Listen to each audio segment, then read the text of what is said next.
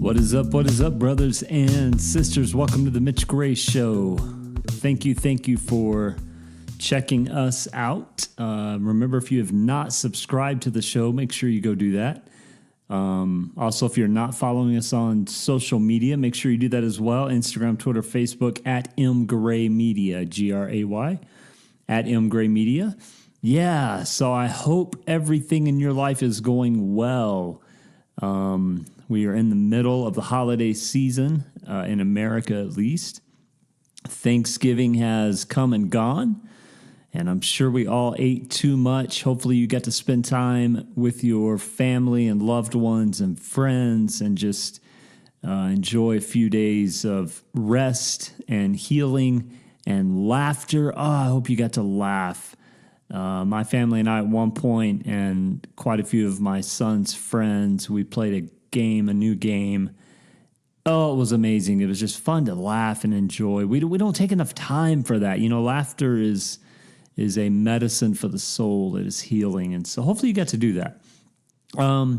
Also, if you've not checked out my new book, The Gathering Place, I would invite you to do that. So please go grab your copy today on Amazon, at Barnes & Noble. You can order it at a brick-and-mortar store or online. You can also order it through our publisher's website, lulu.com. You can also order it on our website, mitchgray.me. Again, that's Gray. So, yeah, so just fun stuff going on.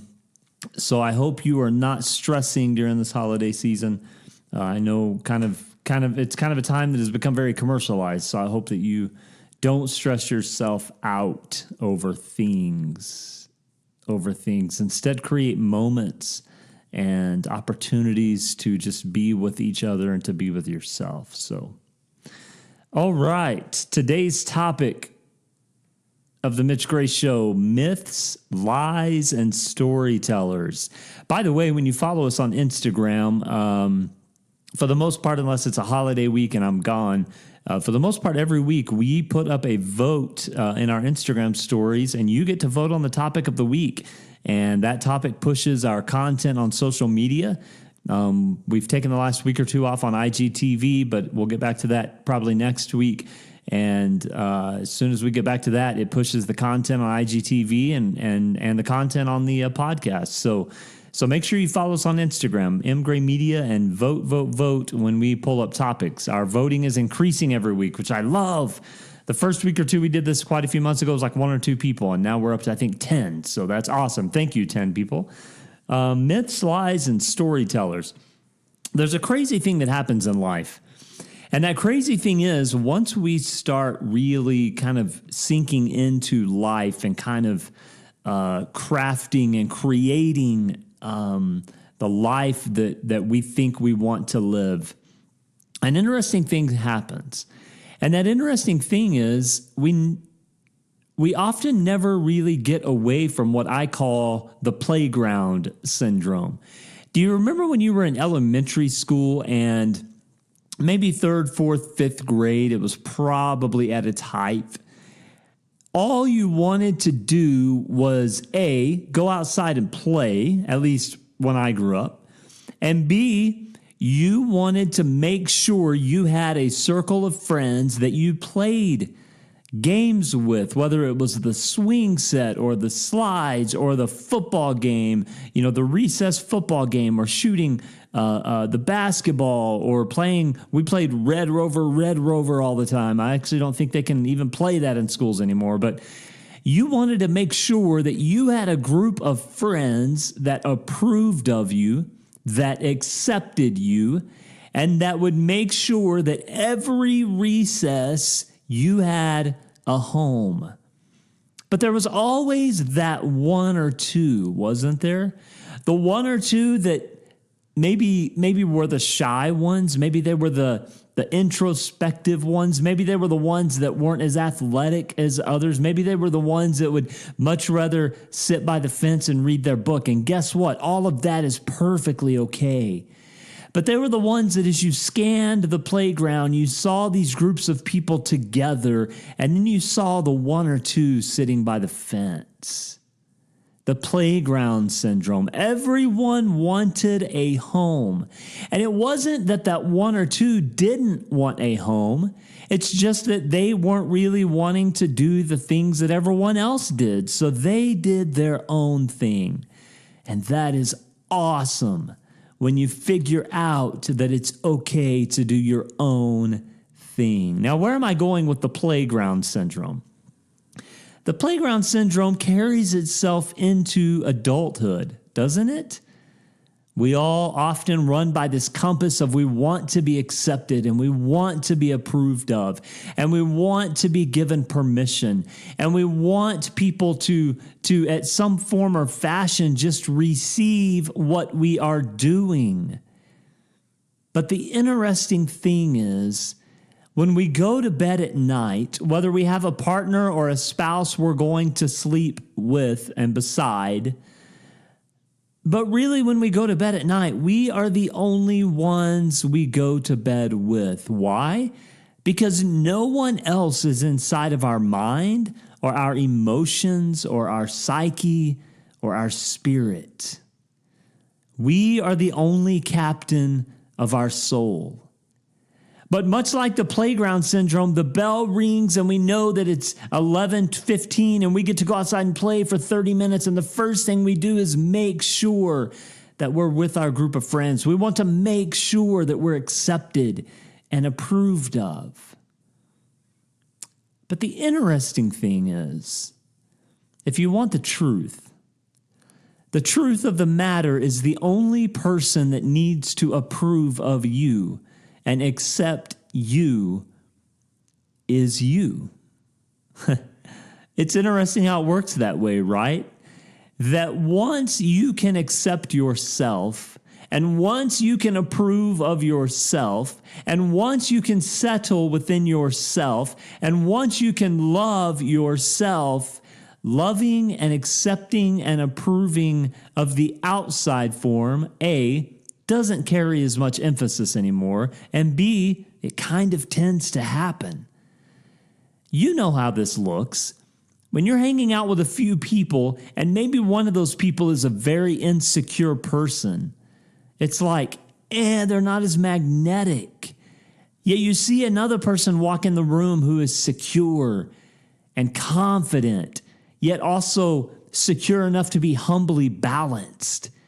That person carries energy and draws us to them. Why? Because we're all seeking approval and acceptance. We're all a bunch of 4th and 5th graders running around the playground of life, wondering who's going to play on the swing set with us.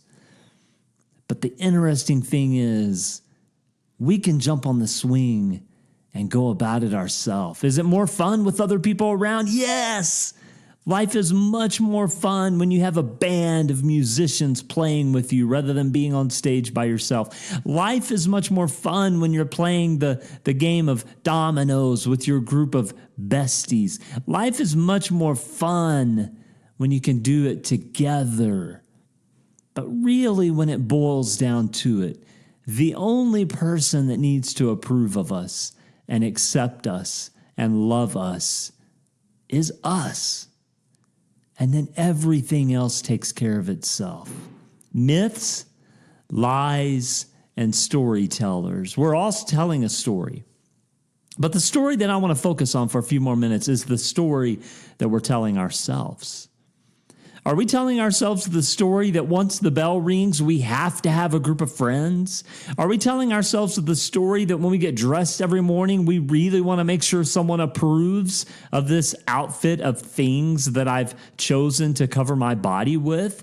Are we telling ourselves that when we get a haircut, we need that approval? Are we telling ourselves that if we don't get enough likes on that last post, that it must not mean something, so we delete it?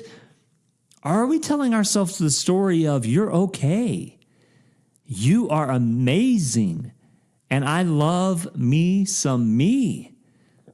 That's not arrogance. That is healthy. It is healthy to look in the mirror and say, I love you.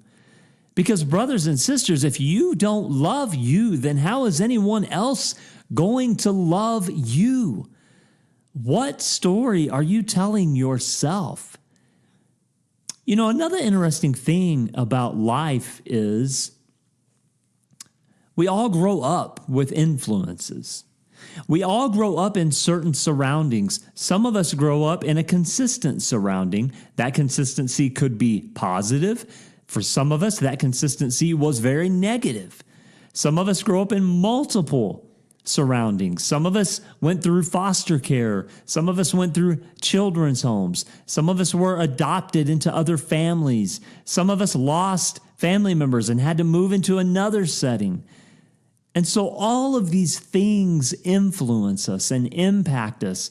And it's interesting because it's quite often, we quite often don't hit our late 20s or 30s or middle 30s until we start realizing, oh my gosh, my childhood has totally navigated and impacted my adulthood. And then we grow into our late 30s and early 40s and we finally start kind of coming into ourselves and accepting what was done and learning to forgive ourselves and learning to forgive others and learning that the influences and things that were done to me as a child don't have to control the rest of my life.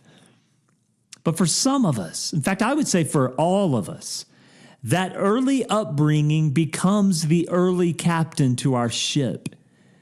And in our teenage years, in our early to mid-20s, what we're navigated by is the compass that was given to us. It wasn't something we necessarily received because as a child, we have no control over the lessons we're taught and the attitude by which we're taught them or the things that are done to us or not done to us. Those things happen for good, better, or worse. But they dictate the story that we begin telling ourselves. And so what happens is, as we start growing into adulthood, we start learning about all these mythological characters and mythological stories and mythological words that were given and told to us as children. And it's almost like an unbecoming when we start learning and realizing that those things we thought were true are now myth. And some of them are still good, but it's okay to say that they're not truth, they're mythological. And some of those things were lies. You were told you weren't beautiful. You were told you weren't good enough. You were told that no one's proud of you. You were told that you could never be loved. You were told that you were worth less. And those became your truth. And at some point in time, you made the discovery that, brothers and sisters, those are not truths. Those are myths. Those are lies. But now you have to rewrite a story, don't you? All of us were given mythological things as children. All of us were told lies. Sometimes those lies were told to us on purpose, and sometimes those lies were told to us out of ignorance.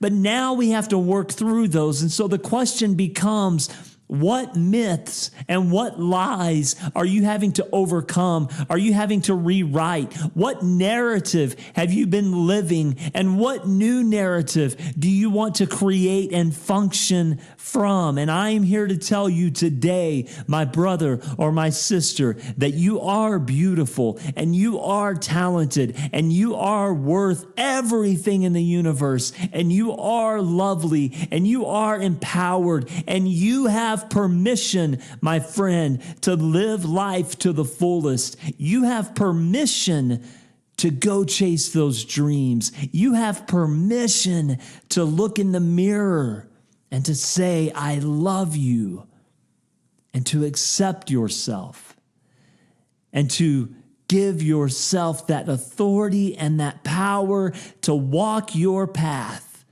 in any way possible. You have permission, brothers and sisters, to change the narrative.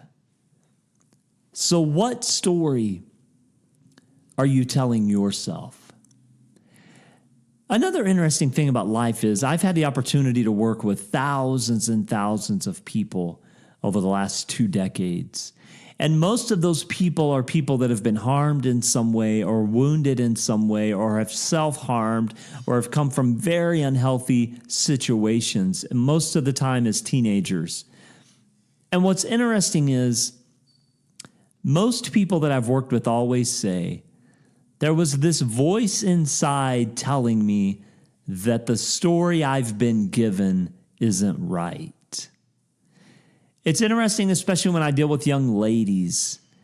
And oftentimes the battle that young ladies are having is they've never had someone in their life telling them, you can do anything you set your mind to.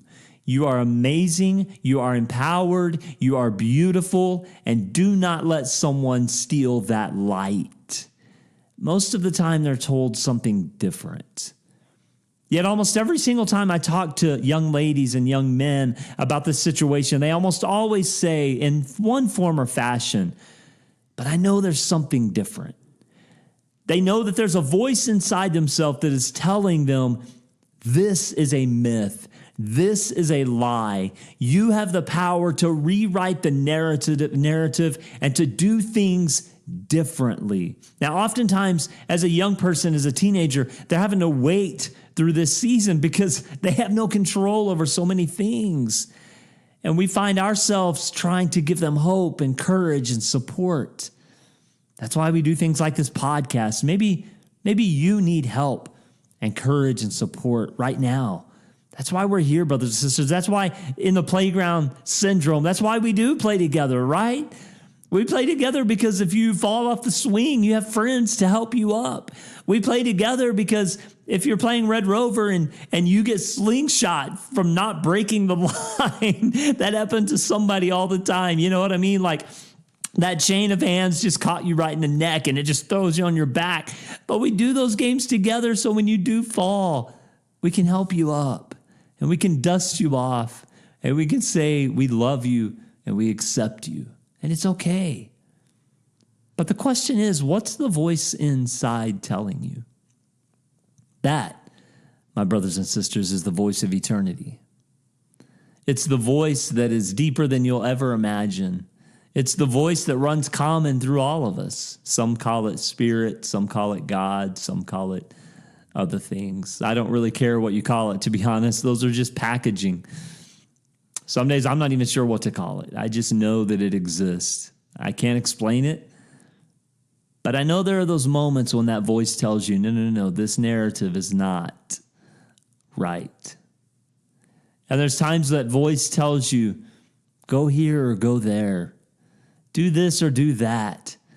And there's often times that I talk to people and that voice goes seemingly silent, but I don't ever believe the voice is silent. I believe what's happening is we've become so functionalized by the noise outside that we haven't settled ourselves in a place to receive. That voice, listen to it. It is the light of eternity. However you want to package it, I just know it exists. And if you're in those moments where someone is telling you a different narrative and you're fighting within your soul, no, this narrative is not right. I know the power that I have. I know who I'm meant to be. I know that is a myth and that is a lie, and I'm changing the narrative. Yes, we're all storytellers, friends. But the most important story that you will ever tell is the story that you tell yourself. The story when you find yourself alone. The story that when you go to bed at night and you close your eyes, that comes to the surface. That is the story that matters.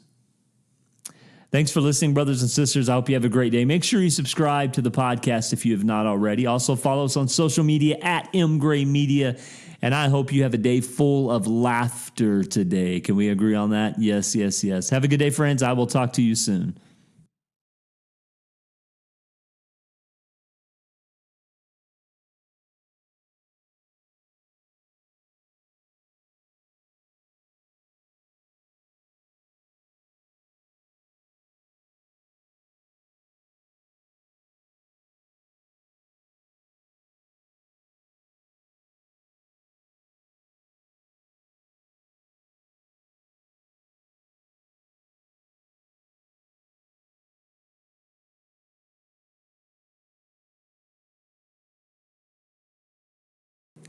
Yes, there are truths that lie between the lines. What are they? When you think about the ancient stories, when you think about the blood ground, what you're really talking about is living to honor these stories, yet simultaneously walking your own path. We've all seen it, right? The young child that grows up in a really confident and strong culture. And then they graduate high school and they say, I'm moving off to go to college. And I had many friends in high school that I watched this happen to. They would say that they're moving off to college, and it was almost like their family considered it an embarrassment that that child would move to another city, that that child would go and create their own life. It was almost like, if you don't stay here with us, we cannot see you as family any longer. In other words, they protected their culture so much that it became an imprisonment.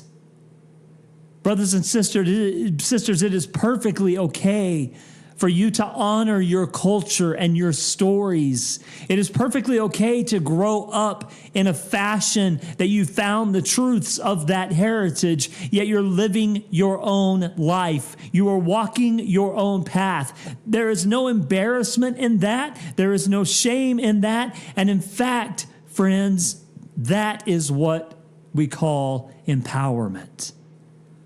It is an empowering thing to say, I honor my culture, I honor my heritage, I honor the stories, and I'm taking with me those